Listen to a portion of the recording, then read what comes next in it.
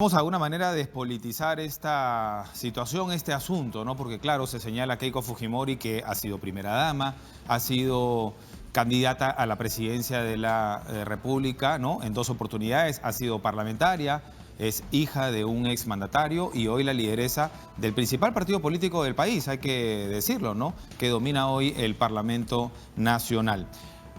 Nos acompaña Nelly Luna, ella es periodista de investigación de Ojo Público, tiene datos realmente relevantes para entender un poco más, para comprender la situación legal de Keiko Fujimori y por qué se ha llegado a ese extremo de la detención de ella y de otras 19 personas. Bienvenida, Nelly.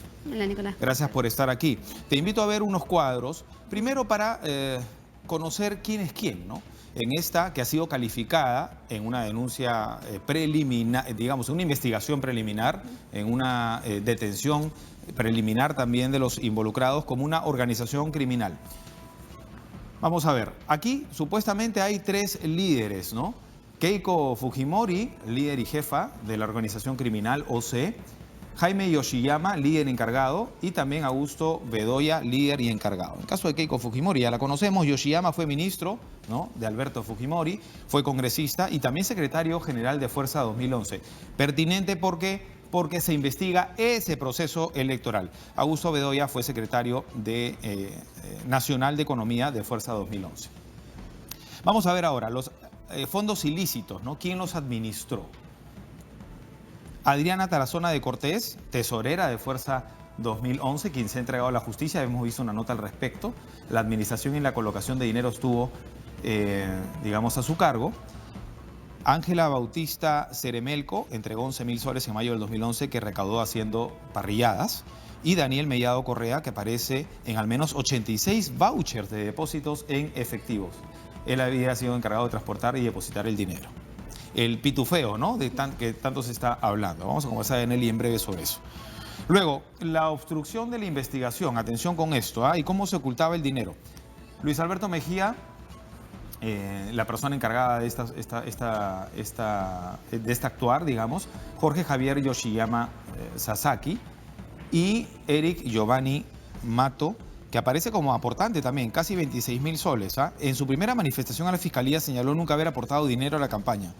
Dijo que sus padres habían aportado por él. Ahí, cuando menos, hay una irregularidad. Luego, los falsos aportantes, ¿no? Los aportantes fantasmas.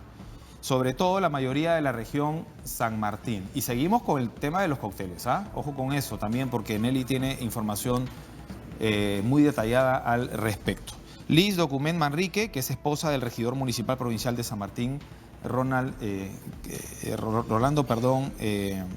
Castillo, ¿no? Liz Document, esposa del congresista Rolando Reategui. Luis Document, acá me han inducido el error, que es esposa del regidor municipal provincial de San Martín, Ronald Castillo, quien habría aportado casi 28.000 soles a campaña. Dice que el dinero fue producto del pago de su CTS, por haber trabajado en la Caja Rural de Ahorro de San Martín. Marisol Valles, ahí está, sí la estamos viendo al centro, sí, esposa del congresista Rolando Reategui, hay un error en la parte izquierda, ¿no? Figuraba también como un aporte. Y Liuliut Sánchez, gerente de empresas del congresista Reategui, ¿no? Todo esto involucrado con la región San Martín, falsos aportantes. Vamos más rápido. La obstrucción también en cuanto a esto y otros aportantes. Aurora de Jesús Torrejón, gerente de desarrollo económico del gobierno regional de San Martín, fue congresista de Cambio 90, y Walter Rengifo, director de trabajo del gobierno regional de San Martín. Mayra Castañón Dávila, según documentación presentada, también aportó 41.000 soles en el 2011 que habría recaudado haciendo parrilladas. Cuando apenas era un estudiante. Vemos también a Pedro Abel Belayarse, a Rafael del Castillo Reategui, asesor del congresista Reategui. Él no recordaba el origen del dinero, ¿no?, cuando fue consultado. Vemos también a Rafael Alejandro del Castillo, Giancarlo Bertini Vivanco y Patricia Copero de El Valle. Todos aportantes. Incluso entre los colaboradores se dice estarían funcionarios de la OMPE. Nelly, ahora sí, para conocer un poco más, ¿no? Nelly Luna, nos acompaña. Ella es periodista de investigación de Ojo Público. Para entender entonces que esto no es, digamos, casualidad. Para entender que esto no es nuevo. En realidad la investigación lleva casi 3 años, por lo menos. Sí, en realidad una de las primeras cosas que nosotros intentamos hacer cuando empezamos a monitorear los ingresos de campaña en los partidos políticos, se estableció que Fuerza Popular es la única organización política en toda América Latina que tiene estos altos porcentajes de aportes anónimos, ¿no? O sea, no encontramos ningún otro partido ni organización política en toda la región que tenga ese tipo de ingresos de fuente anónima. Lo segundo fue que el porcentaje que ellos atribuyen a la organización de cenas y cócteles representa el porcentaje más alto también dentro de todos los partidos políticos en Perú. O sea, tampoco hay otra organización que tenga tantos ingresos por ese fin. El 2011, que es el año en el que se está investigando ahora asociado a lavado de activos, Keiko declaró por ingresos de cócteles 2,6 millones de soles, ¿no? Y en 4 eventos, 3 cócteles y una cena. Y los 4 eventos se realizaron en semanas previas a la segunda vuelta electoral y el último una semana antes, o sea, 7 días, organizaron un evento que representó alrededor del 6%. Y esto es una cosa que en realidad durante muchísimo tiempo se le ha venido preguntando a la OMPE, ¿no? De por qué se permitió el ingreso o la declaración, por lo menos, claro, de altos montos de manera sin justificar. Y en su momento el jefe de supervisión, Luis Barbosa, que ahora parece involucrado dentro de la red que ha establecido el Ministerio Público, señaló que los cócteles para la OMPE no son un tipo de aporte, sino un servicio y que por lo tanto la Fuerza Popular nunca debía declarar a quiénes eran los que aportaban. Correcto. La excusa de siempre fue, en todo caso, es una falta administrativa. No, ni incluso eso. O sea, para la OMPE... es que para la OMPE no hay sanción, en verdad, por eso. No hay sanción, pero tampoco reconocía que era una obligación del partido decir quiénes habían comprado. El detalle. Exacto. Incluso me acuerdo que en su momento se hablaba de respetar el anonimato, ¿no? Exacto. Entonces la OMPE dice, los que van a un cóctel o a una cena de Fuerza Popular no son aportantes, son gente que está comprando un servicio, claro, y que por lo tanto hay que respetar su anonimato. Y esa interpretación bastante antojadiza por parte de la supervisión de la OMPE ha sido cuestionada incluso por exfuncionarios de la misma institución que han dicho que no se debió establecer ese criterio, claro, para permitir el anonimato, ¿no? Bajo ese criterio, cualquier persona que maneja dinero ilícito, actividades ilegales, podría ingresar dinero a la política. Exacto, y sobre todo... Sin ningún problema. Sí, y sobre todo para una organización como el Fujimorismo, que en el 2011 solamente los cócteles representaron el casi 15-20% de todos los gastos de campaña, sí, que estamos hablando creo que 10. ¿Cuánto? El 2011 fueron 2,6 millones de soles en cócteles. ¿En total? En total, eso representó... No, en total, perdón. En total, y de ese monto el 15% era solo por cócteles, ¿no? Ahora, lo que también nos llama la atención es que Fuerza Popular ha establecido un patrón que se ha repetido luego en las elecciones del 2016. El proceso del 2016 no está siendo investigado por el caso de los cócteles, pero lo que se tiene como evidencia hasta el momento, como parte del análisis, es que ha duplicado sus ingresos anónimos también atribuidos a cócteles y que las autoridades deberían estar revisándolo, ¿no? O sea, son 4,5 millones que en la campaña anterior es lo que ellos dicen también que ingresaron por ese tipo de actividades. Ahora, lo que señalan, además de que es una detención arbitraria desde Fuerza Popular, es que Keiko siempre estuvo dispuesta a colaborar con la justicia. Bueno, pero nunca asistió a las citaciones que tenía, ¿no? Y tampoco han intentado, como bien resume también el fallo, la acusación fiscal, es que Fuerza Popular nunca ha logrado detallar con claridad quiénes son estas personas que han asistido a sus famosos cócteles o eventos proselitistas, ¿no? Claro. Si una organización quiere ser transparente en sus gastos, desde un inicio hubieran podido transparentar precisamente quiénes son estas personas que estaban comprando pases de cócteles, claro, por 500, 600 dólares, ¿no? Ahora, Jorge Barata en su momento dijo, hemos aportado por Odebrecht dinero a las campañas de Keiko Fujimori, Ollanta, pero Pablo Kuczynski. En cuanto a Fuerza 2011, entiendo, en su momento, dijo 1.2 millones de dólares, ¿no? Sí. Luego salió esta frase de darle 500.000 más. Y creo que la prensa y toda la opinión pública se enfocó en eso, cuando en realidad la carne estaba en lo otro. ¿Por qué digo esto, Nelly? Porque se ha podido determinar que hay una coincidencia entre la cifra y lo que se ingresó por los cócteles. Sí, hay una coincidencia, incluso en la frase es aumentar Keiko 500, ¿no?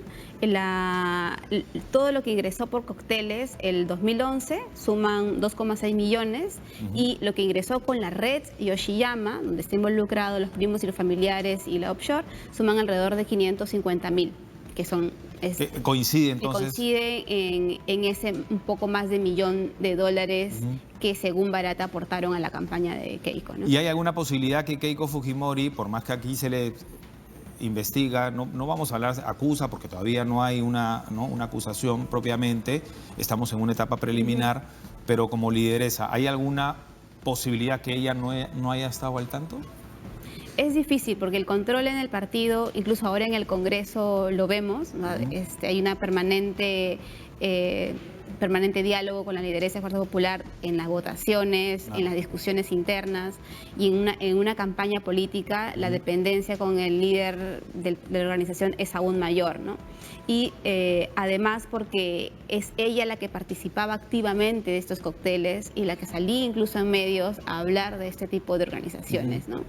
Y recordemos que el reglamento de financiamiento ya establece que el líder y el tesorero son los que tienen que estar al tanto de estos movimientos de aporte. En paralelo me parece que se está investigando también a Marvito, es decir, a la pareja en sí, porque hay un desbalance patrimonial. Sí, Keiko tiene 3 procesos. Uno de ellos está en el que está involucrado también el esposo y el tercer proceso es por aumentar Keiko 500, ¿no? En algún momento lo que suponemos que va a tener que pasar es que se van a tener que unir porque estamos hablando de un mismo periodo, que es la campaña del 2011, con un mismo actor, que en este caso es Odebrecht, y ahí los fiscales van a tener que... Un nuevo caso, un solo caso. Un solo caso, ¿no? Ayer se señaló, porque claro, esto coincide mucho con el que se haya acogido a colaboración eficaz Antonio Camayo, por el caso de los códigos blancos del puerto. Ayer se dijo, no tiene nada que ver por si acaso, esto tiene que ver con los cócteles, tiene que ver con el caso Lavallato, entiendo, ¿no? Por los aportes de Odebrecht. Sin embargo, hay que recordar que dentro de los códigos blancos del puerto se investiga al suspendido juez César Inostroza, quien habría hablado con Keiko Fujimori, ¿no? Mencionada como la señora K, y supuestamente Antonio Camayo, hay que decirlo esto en condicional, hasta que las autoridades judiciales lo confirmen, habría confirmado que efectivamente la conversación, la cita fue entre Fujimori e Inostroza para apartar del caso a Domingo Pérez, ¿no? Eso es lo que se buscaba con la casación, entiendo. Entonces, ¿ahí se podría cerrar el círculo? Sí, hay todavía varias evidencias y cabos sueltos en las declaraciones que ha dado Tamayo. Incluso Inostroza ha sido bastante sinuoso en sus declaraciones sobre precisar cuál es ese entorno K, porque además de la señora K hay un entorno K que él menciona y que no quiere precisar, y que sin embargo ha dicho que ya lo ha declarado a las autoridades. Pero sí, lo que va a ocurrir con los cuellos blancos yo creo que es un siguiente proceso. Pero ¿hay alguna relación, Nelly? Te pregunto esto porque según fuentes judiciales también estuve leyendo, Concepción Carhuancho sí ha de alguna manera utilizado estas líneas del informe de la fiscal Castro para de alguna manera decir aquí hay algo, ¿no? Porque si esa conversación se dio porque aparentemente Keiko Fujimori sabía que, como se dice, que obviamente se le venía la noche, ¿no? Porque sabía que el fiscal Domingo Pérez iba a llegar a esto y por eso quería apartarlo de su caso. Sí, yo no podría asegurar todavía, yo creo que nos faltan todavía algunos elementos, pero lo que sí es preocupante, por lo menos, es que ayer al fiscal de la Nación no le hayan abierto la posibilidad de investigarlo. Y destituirlo sí, y investigarlo. Y destituirlo. Entonces lo han protegido, al igual como han protegido al congresista Becerril. Y lo que se viene es un panorama bastante oscuro respecto a la independencia que puede tener el fiscal José Domingo Pérez en un entorno bastante agresivo hacia este proceso, ¿no? Porque tanto el fiscal de la Nación, Chávarri, como la mayoría, en este caso fujimorista del Congreso, está acusando todo este proceso como una persecución política o golpista olvidando más bien que son procesos judiciales independientes que ya han ocurrido con otros ex líderes políticos. Y seguirán ¿no? ocurriendo, además. Sí, porque fueron ellos mismos los que saludaron la prisión preventiva en un primer momento contra Ollanta, Nadine y contra los empresarios que en algún momento estuvieron presos, como los Graña, y sin embargo ahora cuestionan la misma medida. Correcto. En las últimas preguntas, Nelly, y esto es importante decirlo porque tenemos que defender la autonomía, ¿no?, de los poderes, y en este caso de la Fiscalía y del Poder Judicial. En esa misma línea, ¿cómo es que, digamos, se presenta, cómo es que se coordina, digamos, este operativo? Porque ayer Keiko Fujimori va a declarar, fue citada para declarar y la sorprenden con esta detención. Entiendo que ya se había coordinado. Ahora, el fiscal Domingo Pérez le entrega, tiene que informarle al fiscal Chávarri. Es cierto que el fiscal Chávarri entonces estaba al tanto y de alguna manera aceptó. Claro, él también tiene que respetar el trabajo de su fiscal, ¿no? No le tiene que avisar un día antes, porque no son prerrogativas del fiscal de la Nación, porque Keiko nunca ha ejercido tampoco un cargo público, ella es una persona natural, y la independencia estaba dentro del solo círculo de José Domingo Pérez, que luego incluso el fiscal de la Nación se debe haber enterado, como todos, de la detención. Pero lo que sí es importante, incluso que es importante el precedente que establece el fiscal José Domingo Pérez dentro del fallo, es establecer punto por punto cada uno de los mecanismos que, según la Fiscalía, alteraron el proceso de aportes. Entonces, es un llamado de atención para uno de los órganos que debería estar supervisando ese tipo de financiamiento, que es la OMPE. Claro. Y lo más grave es que dentro de este documento de 180 páginas se establece que la OMPE jugó un rol importante para encubrir que se estaba lavando dinero, ¿no? Esa es una de las hipótesis fiscales que creo que va a ser interesante ir recolectando evidencias, porque si es así, la OMPE también necesita una nueva reforma. Sin duda, sin duda. Ahora, de hecho, está la reforma en cuanto a los aportes, ¿no?, de los partidos políticos. Es muy importante señalarlo.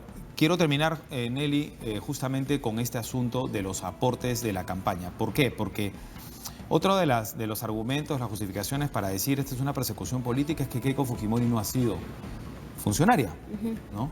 Pero lo que quiere la justicia es determinar si es que ya se señala que hay un origen ilícito, ¿no? Estamos hablando de una caja negra, digamos, de Odebrecht, es que no se puede lavar dinero.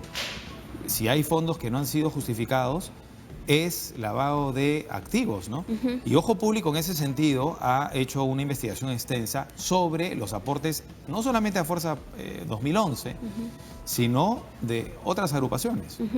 Sí, en realidad los mecanismos que tiene el Estado a través de OMPE para fiscalizar son bastante débiles.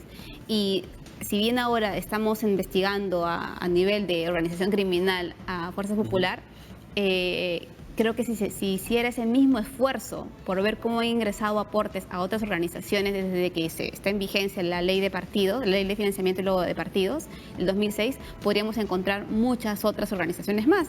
Porque, por ejemplo, el 2006, yéndonos un poco más atrás, el AMPRA también recibió muchos aportes de entre 2 y 5 soles, que eran de miles y miles de personas, que claro, es difícil de controlar, pero son aportes de pitufeo. Entonces, ¿cuál es el mecanismo que tienen los partidos para controlar que en ese dinero que está ingresando de maneras de a poco... Pequeña, claro, los montos son pequeños. El pitufeo es eso, ¿no? Sí. Depositar de 100 en 100, ¿no? Sí, en el caso de ellos eran de 2 soles a 5 soles, ¿no? Claro, mucho más pequeño todavía. Es muy complicado, y lo que se está haciendo ahora por bancarizar fue un gran avance, pero lo que sí ha habido es un retroceso en el control. Este año, por ejemplo, para las elecciones regionales, la modificación en el Congreso ha permitido que las organizaciones políticas ninguna declare.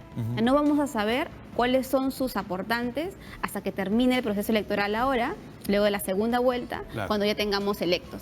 Y lo segundo, que también lo frenaron en el Congreso, es la posibilidad de que la Unidad de Inteligencia Financiera empiece a hurgar en las cuentas de los partidos políticos. Entonces, las 2 herramientas que teníamos para poder fiscalizar ese tipo de aportes han sido negadas por el Congreso. Claro, esto no acaba acá. La situación, para terminar, de Susana Villarán. Uno podría pensar que es aún más complicada, porque primero fue alcaldesa. Segundo, se ha determinado, creo ya, o se ha señalado en más de una oportunidad, los 3 millones de la campaña no a la revocatoria, que a su vez lo que buscaba es que una empresa que ya contrataba con el Estado, llámese la Municipalidad de Lima, apoye en la continuidad de la gestión. Sí. Uno podría pensar que es mucho más grave. Entonces, ¿por qué unos sí y otros no? ¿Por qué estuvieron presos Nadine Heredia y Ollanta? Está detenida Keiko Fujimori y no pasa esto con Susana Villarán? Que, por cierto, hay que sí decirlo, tiene medidas restrictivas, ¿no?